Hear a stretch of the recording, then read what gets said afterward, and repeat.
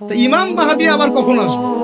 আমরা তো বুঝলাম ইমাম মাহদী আসবেন, তারপরে দাজ্জাল, তারপরে ঈসা আলাইহিস সালাম, তারপরে খেলাফত, এই তো। আর ইমাম মাহদী আবার কখন? আমাদের বুয়েটের মাহদী বের হয়, পাঞ্জাব থেকে মাহদী বের হয়, হ্যাঁ, বাংলাদেশের ওই কোনায় মাহদী বের হয়, সৌদি আরব থেকে ওই কোনা থেকে মাহদী বের হয়, হয় না?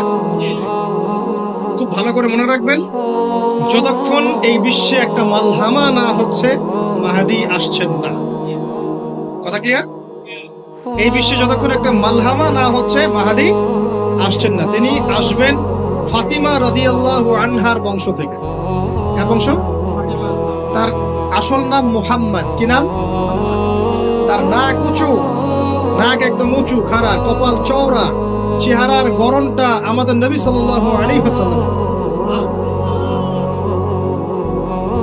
তার বাবার নাম হবে আব্দুল্লাহ, তার মায়ের নাম হবে আমিনা। তিনি দায়িত্ব নিতে চাইবেন না, তিনি দায়িত্ব নিতে চাইবেন না। তিনি দায়িত্ব না নেওয়ার জন্য মদিনা থেকে পালিয়ে মক্কায় চলে আসবেন। ভয়ে আমাকে দায়িত্ব দিও না, এই ভয়ে। ও তিনি আরবি ভাষায় কথা বলবেন, বাংলা ভাষায় না। এখনকার মাহাদিরা পাঞ্জাবি ভাষায়, বাংলা ভাষায় কথা বলবেন, ঠিক আছে? এবং এই কাবা ঘর যেটা আপনার আমরা তাওয়াফ করি, এখানে যে হাজারে আসওয়াদ আছে না, আর এই যে হাজারে আসওয়াদ আর মাকাম ইব্রাহিম, এই দুটো জায়গার মাঝামাঝি মানুষ তাকে চিনে ফেলবে, এই তো মাহদী। তার হাতে মানুষ বায়াত নেবে 313 জন। কতজন? ওই তালুত বাহিনীতে 313, বদরও 313, এখানেও 313। এবার শুরু হবে আসল খেলা। এবার প্রথমে ওই আরবেরই একটা গোত্র, বনু কালব। কোন গোত্র? এই বনু কালব এই ইমাম মাহদীর বিরুদ্ধে যুদ্ধ করবে।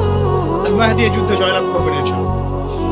তারপরে সিরিয়া, শাম থেকে, শাম মানে শুধু সিরিয়াই না, ওই পুরো অঞ্চলটাই শাম, ওখান থেকে একটা দল আসবে এই মাহদীর সাথে যুদ্ধ করার জন্য। আল্লাহ পাক তাদেরকে মক্কা মদিনার মাঝখানে বাইদা নামক জায়গায় ধসে। কোন জায়গা? এরপরে মুসলমানদের আর কোনো পতন নাই, আর পিছনে ফিরে তাকানোর কোনো সুযোগ নাই। মুসলমানরা আর মাথা নিচু করবে না ইনশাআল্লাহ কোনোদিনের জন্য। তারপর চলতে থাকবে খালি ইসলামের বিজয় আর বিজয় আর বিজয় আর বিজয়। আল্লাহু আকবার। এভাবে চলবে। তবে মাহদী কখন আসবেন? আগে মালহামা, তারপর মাহদী। মালহামা কি তাহলে?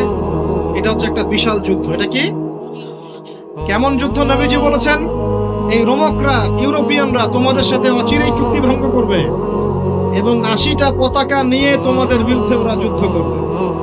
এই মালহামাটা হবে ইরাকের ফোরাত নদীর নিচেই হোক আর পাশেই হোক, আল্লাহ ভালো জানেন। ওখানে সোনার পাহাড়কে কেন্দ্র করে। কি কেন্দ্র করে? এই সোনা মানে সত্যিকার সোনাও হতে পারে, অথবা তেলও হতে পারে, আল্লাহ ভালো জানেন। তেল তো এখন সোনার জায়গা দখল করেছে, করে নাই? এই বিশ্বে তো সোনা চলে না, কি চলে? তেল। তো এটাকে কেন্দ্র করে যুদ্ধ হবে। নবীজি বলেছেন ওই যুদ্ধে এত ভয়াবহ হবে যে 100 জন যোদ্ধার মধ্যে 99 জনই মারা যাবে না। একটু মাথা খাটান যে এমন কোন যুদ্ধ কি হয়েছে পৃথিবীতে যেটাতে 100 জনের মধ্যে 99% মারা গেছে? তার মানে এটা হয়নি এখনো। আর একটা যুদ্ধে এত পার্সেন্ট মানুষ কিভাবে মরতে পারে? যদি সেটা ঢাল তলোয়ারের যুদ্ধ হলে কি মরতে পারে? নিশ্চয়ই এমন কোন অস্ত্র সেখানে প্রয়োগ করা হবে যাতে একাধারে অনেক মানুষ তাড়াতাড়ি মারা যায়। এটা এই অস্ত্র এখনকার যুগের কি অস্ত্র? নিউক্লিয়ার ওয়েপন্স হতে পারে, হতে পারে যদি এই যুগে সেটা হয়। আর যদি আল্লাহ পাক এটাকে আবার পূর্বের অবস্থায় নিয়ে যান, সেটাও হতে পারে, আল্লাহ ভালো জানেন। আমরা এটাকে ইন্টারপ্রিটেশন বলছি, এটা সঠিক হতে পারে, বেঠিক হতে পারে, অ্যাটলিস্ট একটা ধারণা তো পাচ্ছি। তারপর এই ইউফ্রেটিস নদীর এই সোনার পাহাড়কে কেন্দ্র করে এটা ঘটনা ঘটবে। আল্লাহ নবী আরো বলেছেন সাল্লাল্লাহু আলাইহি ওয়াসাল্লাম, মুসলমানরা, আমাদের কথা বলছে, মুসলমানরা তোমরা যেন সেখানে হাতও না বাড়াও। কোন মুসলমান যেন ওই সোনায় হাতও না বাড়ায়, মানে ওই দিক থেকে আমরা যেন সম্পূর্ণ মুক্ত থাকি। ওরা মারামারি করে শেষ হয়ে যায়, বিশ্বটা হয়তো সংক্ষিপ্ত হয়ে আসতে পারে। যদি এরকম কোনো ম্যাসিভ নিউক্লিয়ার যুদ্ধ হয়ে যায়, যেটার আশঙ্কা অনেকেই করেন, মিলিটারি অ্যাফেয়ার্স যারা করেন তারা করেন, পলিটিক্স যারা করেন তারা করেন, এবং এই জায়নিস্টরা চাচ্ছে, এই জায়নিস্টরা খুব করে চাচ্ছে বিশ্বে এমন একটা যুদ্ধ লাগুক। একবার ইউক্রেন রাশিয়ার ইস্যু তুলে দেয়, একবার সিরিয়ার ইস্যু তুলে দেয়, একবার আফগান ইস্যু তুলে দেয়, একবার ইরাকে ইস্যু তুলে দেয়, একবার প্রথম বিশ্বযুদ্ধ লাগায়, একবার দ্বিতীয়টা লাগায়। ওরা খুব করে চাচ্ছে যেন আরো একটা লাগে। এবার যদি লাগে তাহলে এটা কনভেনশনাল যুদ্ধ হবে না, এটা দেখবেন একটা নিউক্লিয়ার যুদ্ধ হয়ে গেছে। সেটা হয়ে গেলে ওয়ার্ল্ডের আয়তন আর এমন থাকবে কিনা আল্লাহ ভালো জানে। এগুলো ভাবতে হবে, আমাদের করণীয় ফিক্স করতে হবে। আর আমরা কি করছি বললাম, ওই যে নেইমার দিকে ফুটবল খেলছি। আমরা কি করছি, আমরা মাশাআল্লাহ তেল বিক্রি করছি ওদের কাছে, আমরা ওদের কাছ থেকে পেট্রো ডলার চুক্তি করেছি, ওদের সাথে বন্ধুত্ব করার চেষ্টা করছি। আর আল্লাহ পাক কোরআনে বলেছেন লা তাত্তাখিযুল ইয়াহুদা ওয়ান নাসারা আউলিয়া, ওই আয়াতটা থাক, ওটা খালি তেলাওয়াতের জন্য, আমল করার জন্য না। আমার কথা কি বুঝতে পারছেন? ওলামায়ে কেরাম তো নিশ্চয়ই বুঝতে পারছেন। তো এখন আমি যে বললাম যে সুদভিত্তিক অর্থনীতির সাথে আমরা যেন সম্পৃক্ত না হই, হারাম না খাই, ঘুষ না খাই, বা হারাম রিজিকে না যাই, তাহলে ইবাদত কবুল হবে না। আদতে আমরা সবাই কোনো না কোনো ভাবে সুদ খাচ্ছি, কারণ পুরো সিস্টেমটাই সুদভিত্তিক। এখন এখান থেকে আমাদের উদ্ধারের পথ কি? একটা আয়াত আমি বলতে চাই, যেটাতে আপনি আশ্বস্ত হবেন কিছুটা। আল্লাহ পাক বলেছেন সূরা তালাকের মধ্যে যে ফাত্তাকুল্লাহা মাস্তাতা'তুম, ফাত্তাকুল্লাহা মাস্তাতা'তুম, তোমরা সাধ্যমতো আল্লাহকে ভয় করো। মানে ইচ্ছা করে আপনি সুদের সাথে সম্পৃক্ত হবেন না, অনিচ্ছাকৃত যদি লেগে যায় গায়ে ছিটা ফোটা, আল্লাহ মাফ করে দিবেন ইনশাআল্লাহ। তাহলে ভাই আমরা যে মুসলিম পরিবারে জন্ম নিয়েছি, শুকরিয়া আদায় করতে হবে কিনা? তাহলে নামাজ পড়বো কিনা, রোজা রাখবো কিনা, পর্দা করবো কিনা, আমাদের পরিবারকে পর্দা রাখবো কিনা, বাচ্চাদেরকে আমরা কোরআন সুন্নাহ শেখাবো কিনা, আমরা নফল ইবাদত বাড়াবো কিনা, যাকাত দিব কিনা। বাংলাদেশে কিচ্ছু লাগবে না, কোনো বৈদেশিক ঋণেরও দরকার নাই, শুধু আপনারা যাকাত দেওয়া শুরু করেন। আমাদের স্যার আছে এখানে, উনি এই কথাগুলো আর উঁচু লেভেল পর্যন্ত পৌঁছাতে পারবেন, আমরা তো সব জায়গায় পৌঁছাতে পারবো না। কোনো বৈদেশিক ঋণের দরকার হবে না যদি আমি যাকাত দেওয়া শুরু করি। যাকাতের খাত কয়টা? 8টা। কয়টা? 8টা। খাতগুলো খুঁজে খুঁজে বের করেন, মুফতি সাহেবদের সাথে পরামর্শ করেন, দেখেন শুধু যাকাতের টাকা দিয়েই দেখবেন দারিদ্রতা দূর হয়ে গেছে ইনশাআল্লাহ। এটা প্রমাণিত অর্থনীতি, এটা কোনো কাল্পনিক অর্থনীতি নয়। আপনি উমর রাদিয়াল্লাহু আনহুর যুগে খুঁজে খুঁজে কোনো ফকির মিসকিন পাবেন না, পাবেন? উসমান রাদিয়াল্লাহু আনহুর যুগে আপনি খুঁজে খুঁজে মিসকিন পাবেন না। তাহলে তাদের সময় কিভাবে সম্ভব হলো, এখন কেন হয় না? কারণ হচ্ছে আমরা একে তো সুদভিত্তিক অর্থনীতির মধ্যে আছি, 1, 2 আমরা ওই যে পশ্চিমাদের এবং জায়নিস্টদের ঋণের জালে পড়ে গেছি, 2, আর 3 হচ্ছে আমরা যাকাত ছেড়ে দিয়েছি। মাঝে মাঝে আমরা দেই টুকটাক যাকাত মসজিদে, মাদ্রাসা, এখানে ওখানে, আর মনে করি যে আমি পাক্কা মুসলমান হয়ে গেছি। প্রথম নসিহত আজকের, আল্লাহ পাক আমাকে আমল করার তৌফিক দান করুন, আপনাদের সবাইকে তৌফিক দান করুন। উদখুলু ফিস সিলমি কাফা, তোমরা পরিপূর্ণরূপে ইসলামে প্রবেশ করো। যতদিন পর্যন্ত আমরা পরিপূর্ণ মুসলমান না হচ্ছি, পুরো বিশ্বে মায়ের খাওয়া বন্ধ হবে না। যে মুসলমান নামাজ পড়ে না, সে কেন মায়ের খাবে না আমাকে বুঝান। যে মুসলমানের নৈতিকতা নাই, 10টা টাকার জন্য ঈমান বিক্রি করতে পারে, সে কেন মায়ের খাবে না? যে বোন পর্দা করার ফুরসতই পাচ্ছে না, তার কাছে মনে হচ্ছে দেহের প্রদর্শনী মনে হয়, এটাই মনে হয় ভালো, তো সে কেন মায়ের খাবে না? কেন ধর্ষণের শিকার হবে না আমাকে বুঝান। যখন আমরা হারাম খাচ্ছি, কিভাবে আমাদের দোয়া আরো সে আজিমে পৌঁছাবে আমাকে বুঝান।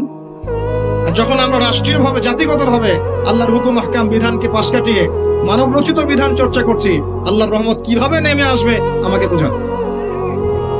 আমি বুঝি না ভাই, আমাকে বুঝান। কোন অপশন আছে?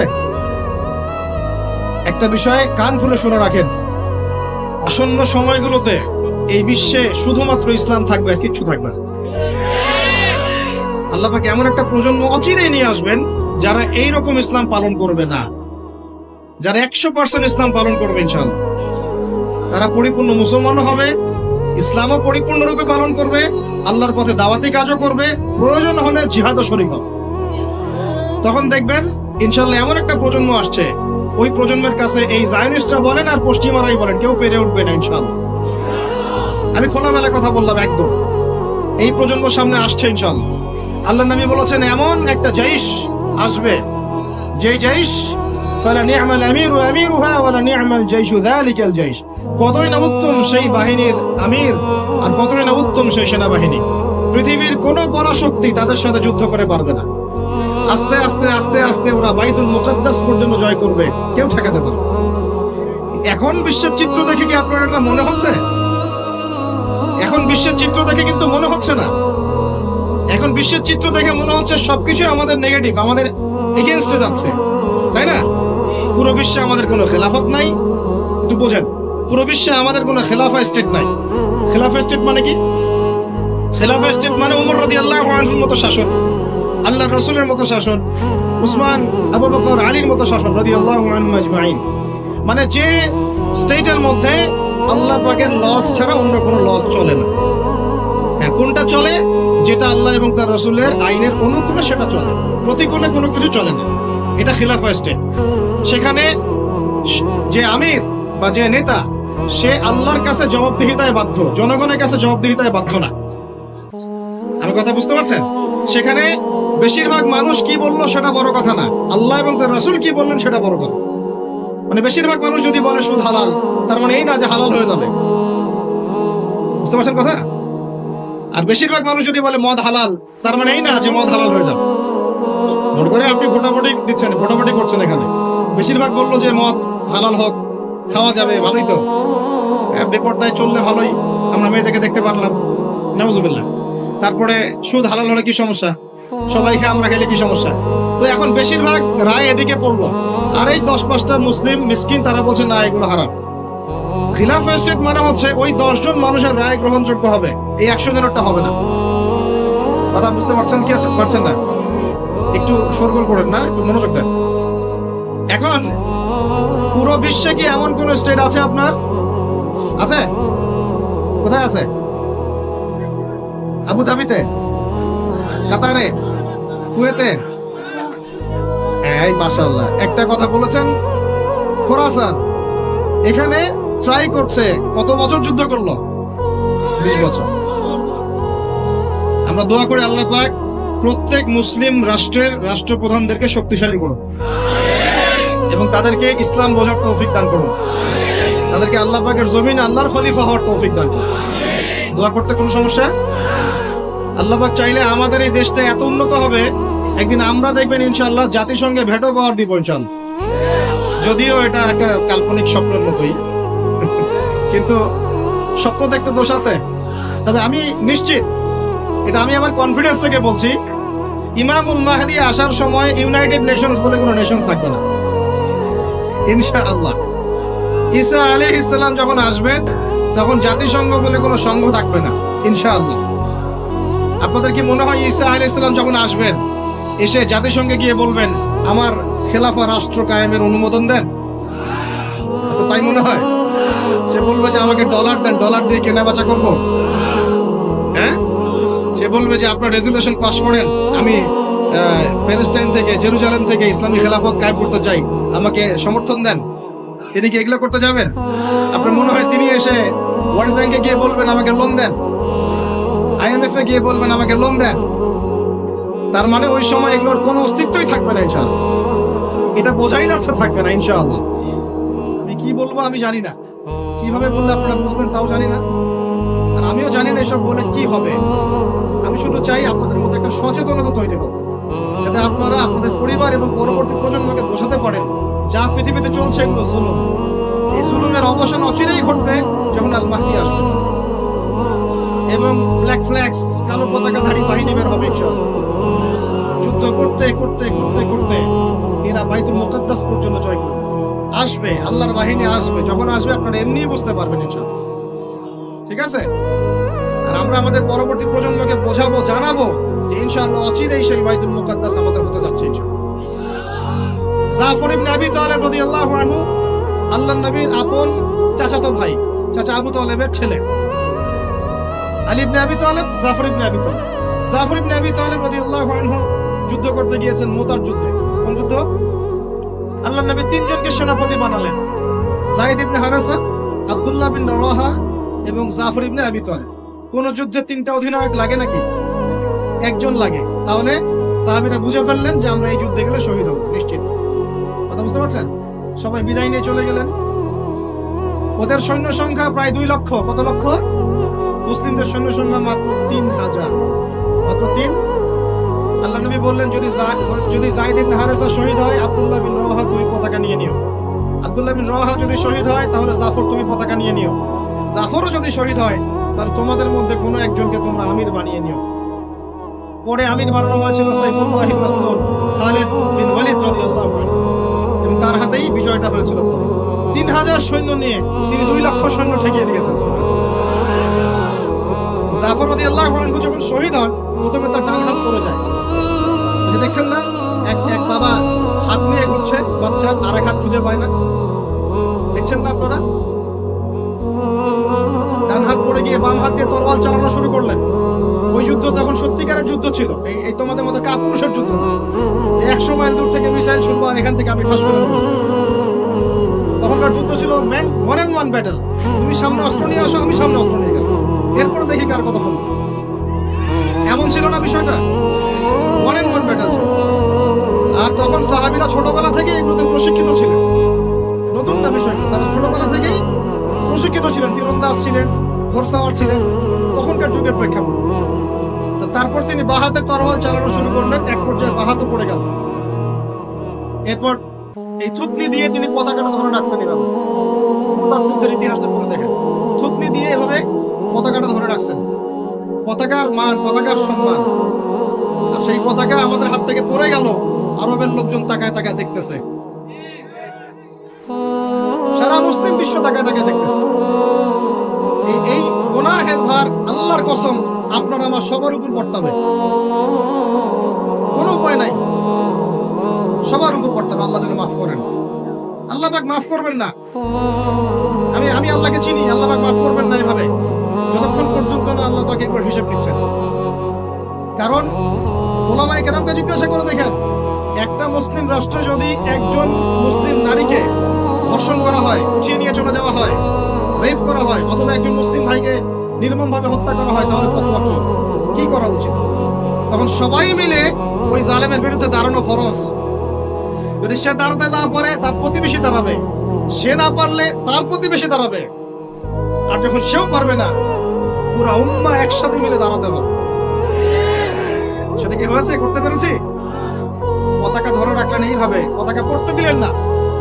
এক পর্যায়ে এক কাফেরের তরবারের আঘাতে তার শরীরটা দ্বিখণ্ডিত হয়ে গেল। এদিকে মদিনায় নবী সাল্লাল্লাহু আলাইহি ওয়াসাল্লাম খবর পেয়ে গেলেন। খবর পেয়ে বলছেন, এইমাত্র জাফর শহীদ হলো, এইমাত্র জাফর শহীদ হলো। সুবহানাল্লাহ। তখন তিনি, তার চোখ দিয়ে পানি পড়ছে, তিনি জাফরের বাসায় চলে গেলেন, ছুটে চলে গেলেন জাফর ইবনে আবি তালিবের বাসায়। তার ছোট ছোট বাচ্চা ছিল। আপনার আমার বাচ্চা নাই? ছোট ছোট বাচ্চা, তাদেরকে বুকে জড়িয়ে কান্নাকাটি করছেন। সাহাবীরা বলছেন, ইয়া রাসূলুল্লাহ, আপনি আল্লাহর রাসূল হয়ে কান্নাকাটি করছেন? নবীজি বলেন, এটা আল্লাহর রহমত, এটা আল্লাহর রহমত। যে কাঁদতে পারে না তার মন তো পাষাণ। জাফর শহীদ হয়ে গেছে। তারপরে তিনি হাসলেন, আমাদের নবী হেসে উঠলেন। সাহাবীরা বললেন যে, আপনি একটু আগে কাঁদলেন, এখন হেসে উঠলেন? নবীজি বললেন, এই মাত্র আমি দেখলাম যে জাফরকে দুজন ফেরেশতার মাধ্যমে আমার সামনে দিয়ে নিয়ে যাওয়া হলো। আমি দেখলাম জাফর জান্নাতে, তার দুই হাত, যে দুই কাটা হাত, এই দুই কাটা হাতের বদৌলতে আল্লাহ পাক তাকে জান্নাতে দুইটা পাখা দিয়েছে, সে জান্নাতে উড়ে বেড়াচ্ছে, ফল খাচ্ছে। এই দৃশ্য দেখে আমি হেসে উঠলাম। আমি এই জন্য বলছি, আমাদের শহীদরা মৃত নয়, আমাদের শহীদরা মৃত নয়। আমাদের এই মা, বোন, শিশু, নারী যাদেরকে মেরে ফেলা হয়েছে, কেউ মৃত নয়। ইনশাআল্লাহ তারা জীবিত আছে, এবং তারা এখন আল্লাহ পাককে কি বলছেন জানেন? তারা আল্লাহকে বলছেন, আল্লাহ আমাদেরকে আরেকবার ফিরিয়ে দাও, আরো একবার এদের বিরুদ্ধে যুদ্ধ করে যেন শহীদ হয়ে আসে। একজন শহীদ সাহাবীর মাকবারা থেকে যদি কেউ কোনো ঘাত পায়, মনে করে আল্লামা তারেক জামিল হুজুর গিয়েছেন মুয়াজ বিন জাবাল রাদিয়াল্লাহু আনহু কবরের সামনে, আপনি গিয়েছেন মনে করে, এরকম অনেক মানুষই পেয়েছে। আপনি গিয়েছেন এমন একজন সাহাবীর কবরের সামনে যেখানে আপনি কিছু একটা ঘ্রাণ পাচ্ছেন, আপনি পাচ্ছেন, হয়তো আর 10 জন পাচ্ছে না, এই 5 জন পাচ্ছে, ওই 10 জন পাচ্ছে না, হতে পারে কি না? আল্লাহ পাকের কুদরত কারিশমা নাই? যে পাচ্ছে বলেই যে সে জান্নাতি, এমনও তো না। ব্যাপারটা কেমন না? ইমাম বুখারী রাহিমাহুল্লাহ ইন্তেকাল করেছেন, যখন তাকে দাফন করার পরে এত সুঘ্রাণ ছড়িয়েছে, মানুষ মাটি হাতে করে নিয়ে বাসায় আসতো, মিশকাম্বরে ঘ্রাণ বেরোচ্ছে কবর থেকে। এখনো বাংলাদেশেও বহু মানুষকে দেখা যায় যে 10 বছর আগে ইন্তেকাল করেছেন, এখনো লাশ অক্ষত আছে। এটা কি মিথ্যা কথা? এই কারিশমা গুলো নাই? তো মনে করেন একজন পেয়েছে, তো সে তার আবেগটা কিভাবে প্রকাশ করবে? সে কি বলবে যে আমি জাহান্নামের ঘ্রাণ পাচ্ছি? কি বলতে পারে? শব্দটা কি প্রয়োগ করতে পারে?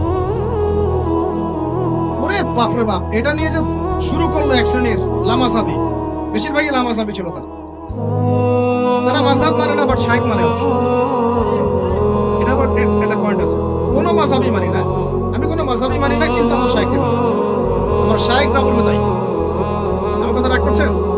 রাগ করেন না, এটা ভুল, এটা ভুল পথ, এটা একটা ভুল পথ। আপনি যদি মাযহাব না মানেন তাহলে আপনাকে মুজতাহিদ হতে হবে। একজন মুজতাহিদ, যে যার মাযহাব মানার দরকার নাই, সে কোরআন সুন্নাহ সব জ্ঞান জানে। আপনার তো মাযহাব মানার দরকারই নাই, আপনি তো মুজতাহিদ নিজেই। মাশাআল্লাহ, আমরা তখন আপনাকে মানব, কিন্তু আপনি তো মুজতাহিদ নন। বরং আপনি কোনো কোনো ক্ষেত্রে কোরআনও তেলাওয়াত করতে পারেন না, হাদিসের ইবারতও পড়তে পারেন না, আপনি কোনো ফিকহের মাসআলা দিতে পারবেন না। তাহলে তো আপনাকে কোনো ইমামের অনুসরণ করতেই হবে, এবং সেটা আপনি করছেন তো। মাশাআল্লাহ, আপনি শাইখকে ফলো করছেন, ওটা তো মাযহাব মানেই হলো, তাই না? আদতে যা হয়েছে, চার মাযহাবকে বাদ দিয়ে নতুন একটা মাযহাব চালু করলেন, আদতে কিন্তু এটা হলো। প্রতিষ্ঠিত মাযহাবগুলোকে বাদ দিয়ে নতুন একটা মাযহাব চালু করলেন, মাযহাবে জাকারিয়া, মাযহাবে রাজ্জাকিয়া, এরকম কিছু মাযহাব চালু করলেন, নতুন নতুন মাযহাব। এর বাইরে আপনি যাবেন। উনি যদি বলেন তালেবান খারাজি, আপনিও বলবেন তালেবান খারাজি। উনি যদি বলেন অমুক আদনানি গোষ্ঠী, আপনিও বলবেন সে আদনানি গোষ্ঠী। তাহলে আপনি তো আপনার শাইখের মুকাল্লিদ। আপনি কি যাচাই করতে পারেন আসলে কারা খারাজি, কারা এই, কারা সেই? আদতে লা মাযহাবি বলে কোনো শব্দ নাই। আমরা সবাই কোনো না কোনো মাযহাব ফলো করি। বাংলাদেশের সবচেয়ে বড় আলেমের একজনের নাম বলেন, বলেন একটা নায়কের নাম বলেন। মাশাআল্লাহ, কি বলেছেন? আব্দুল মালিক দামাত বারাকাতুহু আছে। মাশাআল্লাহ, হ্যাঁ মাশাআল্লাহ, ওনার মতো মুহাদ্দিস এই উপমহাদেশে খুব কমই আছে, ঠিক না বেঠিক? এখন উনি এত বড় মানুষ হওয়ার পরেও কি তিনি নিজে কোনো মাযহাব চালু করেছেন, নাকি তিনিও একটা মাযহাবকে ফলো করেন? এখন আপনি আমি তো কোরআনই পড়তে পারি না, হাদিসও বুঝি না, মাসলা মাসাইলও জানি না, ফিকহ বুঝি না, 2-3-4টা চটি বই পড়ে আপনি মুস্তাহিদ হয়ে গেলেন? মূলত এটা হয়ে গেল শায়েখ পূজা। কি হলো? আপনি কোনো শায়েখকে ফলো করেন, আমি আপনাকে দোষ দিচ্ছি না, নেগেটিভ বলছি না, কিন্তু আপনাকে লিবারাল থাকতে হবে, ওপেন মাইন্ডেড হতে হবে। এমন না যে সে যদি ভুল বলে সেটাই মেনে নিবেন। এখন মূল কথাটা আসেন, এই যে শুরু করলো ঘ্রাণ, জান্নাতের ঘ্রাণ পেয়েছে। আরে বাপ রে বাপ, জান্নাতের ঘ্রাণ দুনিয়া থেকে পাওয়া যায় না, এই সেই। তখন মনে হচ্ছিল যে আল্লাহ, এই মিডিয়াগুলোর চাইতে আমাদের বড় শত্রু মনে আর কেউ নাই। ঠিক আছে, নামাজের আপনাকে গুরুত্ব বুঝাচ্ছিলাম। যে কোনো মক্তবে হোক, মাদ্রাসায় হোক, ওলামা কেরাম এগুলো বুঝান, আমাদেরকে শিখিয়েছেন ছোটবেলায়। যখন নামাজ পড়বা তখন প্রত্যেকটা সেন্টেন্স সুন্দর করে বলো যে ইয়্যাকা না'বুদু ওয়া ইয়্যাকা নাস্তাঈন, স্পষ্ট করে সুন্দর করে বলো, তাড়াহুড়া করো না। এখন আপনি মনে করেন বলছেন ইয়্যাকা না'বুদু ওয়া ইয়্যাকা নাস্তাঈন, এখানে কানা বলে কোনো শব্দ আছে? বলেন তো, কথাটা বুঝেন কি? শব্দটা ইয়্যাকা, শব্দটা কি? ইয়্যাকা একটা শব্দ, না'বুদু একটা শব্দ, ওয়া ইয়্যাকা একটা শব্দ, নাস্তাঈন একটা শব্দ। তো আপনি পড়ছেন ইয়্যাকা না'বুদু, ইয়্যাকা না'বুদু, এই কানা মানে আবার কে? শব্দটা হচ্ছে ইয়্যাকা না'বুদু, ইয়্যাকা না'বুদু ওয়া ইয়্যাকা নাস্তাঈন। এখন আমাদেরকে শেখানো হচ্ছে, ছোটবেলা থেকে শিখেছি আমরা, যে সুন্দর করে তারতিলের সাথে কোরআন তেলাওয়াত করবে, যাতে প্রত্যেকটা শব্দের পার্থক্য বোঝা যায়।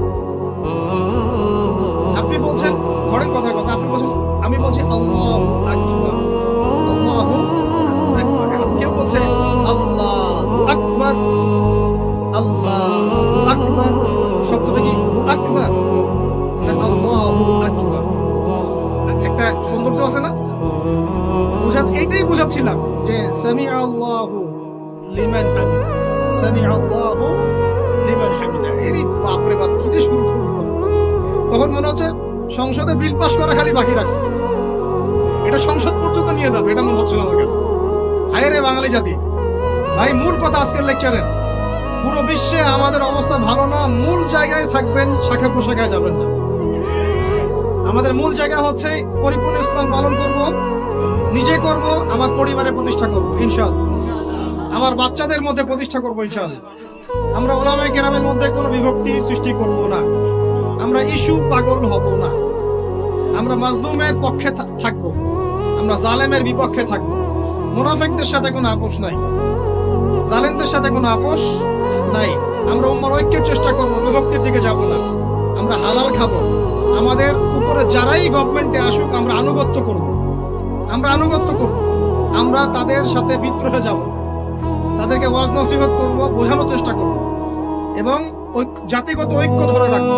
হ্যাঁ, তারা যদি সরাসরি ইসলামের বিরুদ্ধে চলে যায় তখন যা করার তাই করব, কিন্তু সরাসরি কি তারা ইসলামের বিরুদ্ধে যাচ্ছেন? যাচ্ছেন। অতএব এখানে আমরা কোনো ফাসাদ সৃষ্টি করব না, কোনো দরকার নাই ভাই। মুসলিম মুসলিম মারামারি করে এগুলো শহীদ না, মুসলিম মুসলিম লাঠি বৈঠা নিয়ে মারামারি করে এগুলো শহীদ হবে না, সাবধান, এটা সঠিক পথ নয়। তবে আমরা অবশ্যই অবশ্যই তাদেরকে নসিহত করবো, দোয়া করবো, জাতিগত ঐক্য ধরে রাখবো এবং আমাদের লক্ষ্য আমরা স্থির রাখবো। আমাদের লক্ষ্যটা কি ভাই? ওই বাইতুল মুকাদ্দাস। লক্ষ্যটা কি? বাইতুল মুকাদ্দাস। ইনশাআল্লাহ পুরো বিশ্ব থেকে আস্তে আস্তে জালেমদের পতন করবে ইনশাআল্লাহ, মাজলুমের রক্ত বৃথা যাবে না ইনশাআল্লাহ। ইনশাআল্লাহ আমাদের শহীদরা মৃত নন ইনশাআল্লাহ, তাদেরকে রিজিক দেওয়া হচ্ছে।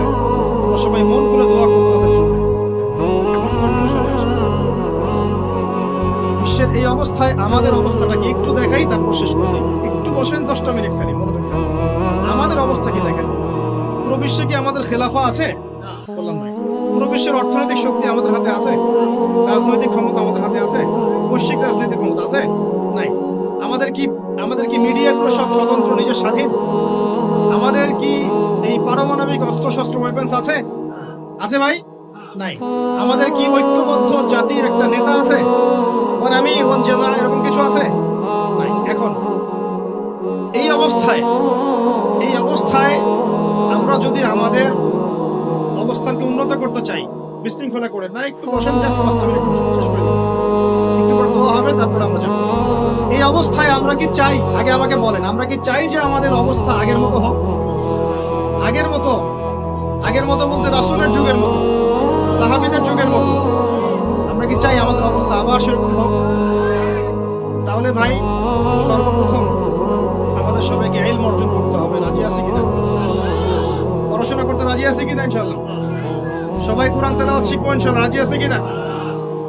সবাই কোরআনের অর্থ পড়বো। রাজি আছে কিনা? প্রতিদিন কমপক্ষে 5টা করে হাদিস পড়বো। রাজি আছে কিনা? বাংলাদেশের বরেণ্য উলামায়ে কেরামদের সাথে সোহবতে থাকবো। রাজি আছে কিনা? আমরা সবাই হালাল খাবো ইনশাআল্লাহ। রাজি আছে কিনা? হারাম থেকে দূরে থাকবো। রাজি আছে কিনা? আমাদের পরিবারে আমরা বেপরদামি ঢুকতে দিব না। রাজি আছি? আমাদের সন্তানদেরকে মানুষ করবো। রাজি আছি? আমরা আমাদের এই সমাজের মধ্যে মানব সৃষ্ট কোনো ফাসাদ সৃষ্টি করবো না। রাজি আছি ইনশাআল্লাহ? আমরা মুসলিম উম্মাহ নির্যাতিত ভাই বোনদের জন্য দোয়া করবো। রাজি আছি কিনা? তাদের জন্য আল্লাহর দরবারে কান্নাকাটি করবো। রাজি আছি কিনা? আমরা উম্মার মাঝে কোনো বিভক্তি সৃষ্টি করবো না। রাজি আছি কিনা? আমরা সবাই মিলে দ্বীনের দাওয়াতি কাজ করবো। রাজি আছি কিনা? আমরা সবাই মিলে প্রয়োজনে আল্লাহর দ্বীনের জন্য জিহাদ করবো। রাজি আছি কিনা? আল্লাহ পাক আমাদের সবাইকে যেন কবুল করেন, আমিন। শেষ কথা শুনে রাখেন, এই জুলুম চিরস্থায়ী হবে না। এই বাংলাদেশ ঈসা আলাইহিস সালাম শাসন করবে ইনশাআল্লাহ। আপনারা ইলেকশন করেন, হরতাল করেন, এই করেন সেই করেন, আমার কথাটা ছোট ভাই হিসেবে বিশ্বাস করেন। আমি কোনো দলের মানুষ না, আমি সবার শুভাকাঙ্ক্ষী। এই বাংলাদেশ ঈসা আলাইহিস সালাম শাসন করবে ইনশাআল্লাহ। এই ভারত ঈসা আলাইহিস সালাম শাসন করবে। এই জেরুজালেম ঈসা আলাইহিস সালাম শাসন করবে। এই আরবের যত কান্ট্রি দেখতেছেন সবগুলো ঈসা আলাইহিস সালাম শাসন করবে। তার আগ পর্যন্ত আপনারা এই খেলা চালাতে থাকেন, কোনো লাভ নাই। আস্তে আস্তে সব শেষ হয়ে যাবে। এখন একটা মজার প্রশ্ন, এই প্রশ্নটা দিয়ে শেষ করি। তো ইমাম মাহদী আবার কখন আসবে? আমরা তো বুঝলাম ইমাম মাহদী আসবেন, তারপরে দাজ্জাল, তারপরে ঈসা আলাইহিস সালাম, তারপরে খেলাফত, এই তো। আর ইমাম মাহদী আবার কখন? আমাদের বুয়েটের মাহদী বের হয়, পাঞ্জাব থেকে মাহদী বের হয়, হ্যাঁ, বাংলাদেশের ওই কোনায় মাহদী বের হয়, সৌদি আরব থেকে ওই কোনা থেকে মাহদী বের হয়, হয় না? খুব ভালো করে মনে রাখবেন, যতক্ষণ এই বিশ্বে একটা মালহামা না হচ্ছে মাহদী আসছেন না। কথা ক্লিয়ার? এই বিশ্বে যতক্ষণ একটা মালহামা না হচ্ছে মাহাদি আসছেন না। তিনি আসবেন ফাতিমা রাদিয়াল্লাহু আনহার বংশ থেকে। কার বংশ?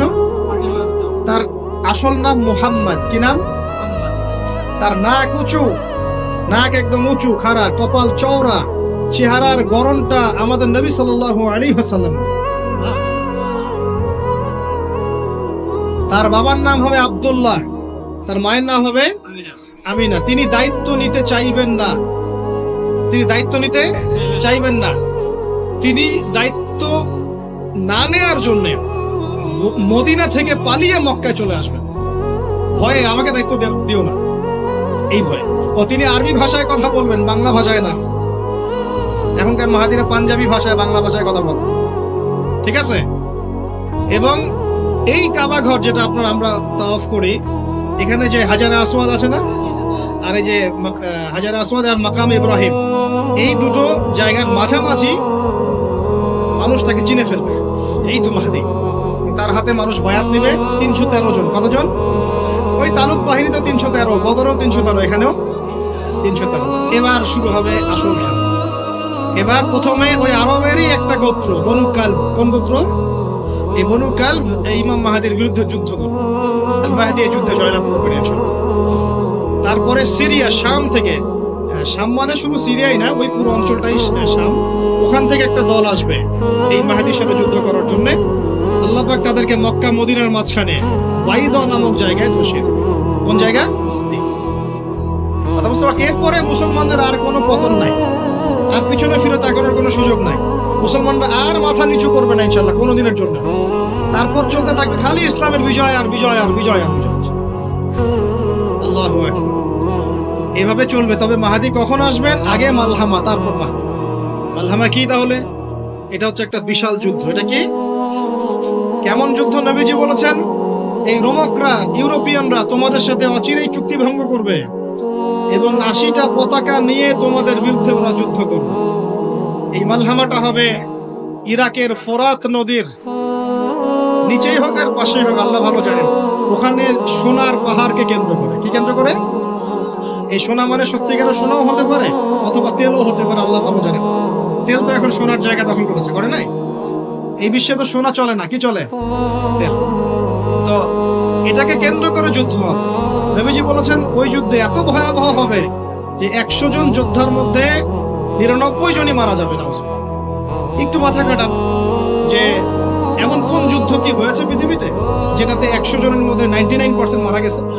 তার মানে এটা হয়নি এখনো। আর একটা যুদ্ধে এত পার্সেন্ট মানুষ কিভাবে মরতে পারে? যদি সেটা ঢাল তলোয়ারের যুদ্ধ হলে কি মরতে পারে? নিশ্চয়ই এমন কোন অস্ত্র সেখানে প্রয়োগ করা হবে যাতে একাধারে অনেক মানুষ তাড়াতাড়ি মারে। এটা এই অস্ত্র এখনকার যুগের কি অস্ত্র? নিউক্লিয়ার ওয়েপন্স হতে পারে, হতে পারে যদি এই যুগে সেটা হয়। আর যদি আল্লাহ পাক এটাকে আবার পূর্বের অবস্থায় নিয়ে যান, সেটাও হতে পারে, আল্লাহ ভালো জানেন। আমরা এটাকে ইন্টারপ্রিটেশন বলছি, এটা সঠিক হতে পারে, বেঠিক হতে পারে। অ্যাটলিস্ট একটা ধারণা তো পাচ্ছি। তারপর এই ইউফ্রেটিস নদীর এই সোনার পাহাড়কে কেন্দ্র করে এটা ঘটনা ঘটে। আল্লাহ নবী আরো বলেছেন সাল্লাল্লাহু আলাইহি ওয়াসাল্লাম, মুসলমানরা, আমাদের কথা বলছে, মুসলমানরা তোমরা যেন সেখানে হাতও না বাড়াও। কোন মুসলমান যেন ওই সোনায় হাতও না বাড়ায়, মানে ওই দিক থেকে আমরা যেন সম্পূর্ণ মুক্ত থাকি। ওরা মারামারি করে শেষ হয়ে যায়। বিশ্বটা হয়তো সংক্ষিপ্ত হয়ে আসতে পারে যদি এরকম কোন ম্যাসিভ নিউক্লিয়ার যুদ্ধ হয়ে যায়, যেটার আশঙ্কা অনেকেই করেন। মিলিটারি অ্যাফেয়ার্স যারা করেন তারা করেন, পলিটিক্স যারা করেন তারা করেন।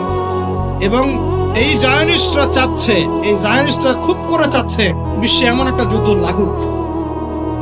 একবার ইউক্রেন রাশিয়ার ইস্যু তুলে দেয়, একবার সিরিয়ার ইস্যু তুলে দেয়, একবার আফগান ইস্যু তুলে দেয়, একবার ইরাকে ইস্যু তুলে দেয়, একবার প্রথম বিশ্বযুদ্ধ লাগায়, একবার দ্বিতীয়টা লাগায়। ওরা খুব করে চাচ্ছে যেন আরো একটা লাগে। এবার যদি লাগে তাহলে এটা কনভেনশনাল যুদ্ধ হবে না, এটা দেখবেন একটা নিউক্লিয়ার যুদ্ধ হয়ে গেছে। সেটা হয়ে গেলে ওয়ার্ল্ডের আয়তন আর এমন থাকবে কিনা আল্লাহ ভালো জানে। এগুলো ভাবতে হবে, আমাদের করণীয় ফিক্স করতে হবে।